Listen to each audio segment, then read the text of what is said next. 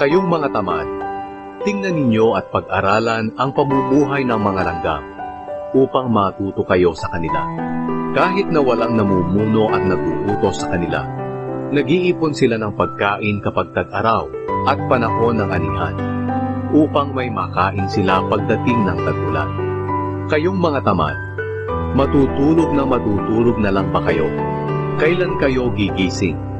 Kaunting tulog, kaunting pahinga, at ang paminsan-minsang paghalokip-kip ng mga kamay.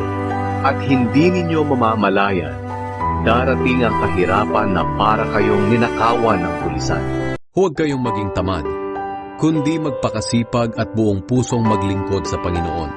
Kaya nga mga minamahal na kapatid, magpakatatag kayo at huwag manghina sa inyong pananampalataya.